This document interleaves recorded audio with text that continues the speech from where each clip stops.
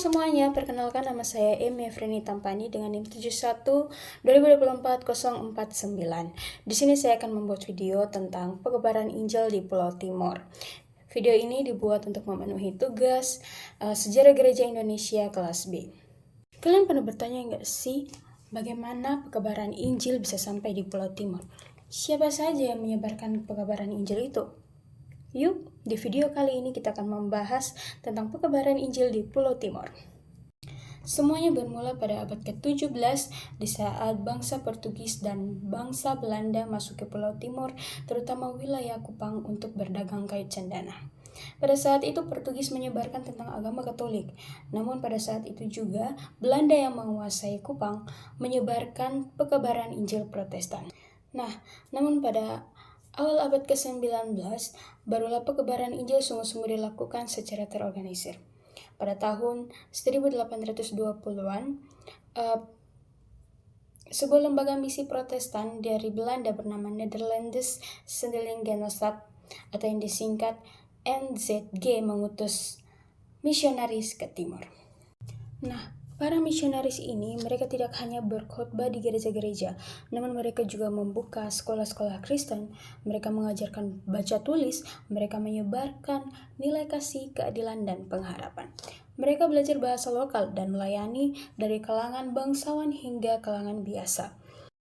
Ada tokoh-tokoh penting seperti Randle Borchen, Conrad Terlinden, dan Gerlof Heilmering. Mereka membentuk jemaat pertama di Pulau Timor dan menanam benih Injil yang kelak bertumbuh menjadi pohon yang besar. Namun penyebaran Injil di Pulau Timor tentu saja tidaklah mudah. Banyak para misionaris atau penyebaran Injil ini juga ditolak oleh masyarakat lokal, dikarenakan masyarakat lokal ini sudah begitu kuat dengan adat dan kepercayaan tradisional mereka. Di sini juga para budak dan rakyat biasa atau rakyat kecil dilarang oleh majikannya untuk bersekolah atau mengikuti ibadah. Ada diskriminasi sosial di sini, bahkan setelah orang-orang lokal percaya kepada Kristus. Mereka masih dianggap rendah. Tapi berita penginjilan tidak bisa dibungkam. Justru melalui kesetiaan dan teladan hidup orang-orang kecil inilah Injil justru makin menyala. Lambat laun kemudian, Injil mulai diterima di Pulau Timor. Sekolah dan jemaat Kristen mulai berdiri di Kupang, Pariti, Wesapa, dan tempat lain-lainnya. Dan yang lebih menariknya lagi dan yang lebih luar biasanya lagi adalah orang-orang Timor sendirilah yang ikut memberitakan Injil di sana. Budak yang dulunya dipinggirkan, kini menjadi guru penginjilan. Disinilah Injil menjadi milik orang Timor, bukan lagi agama orang Belanda, tetapi kabar keselamatan yang hidup di masyarakat lokal. Yang menjadi puncak terjadi pada tanggal 31 Oktober 1947.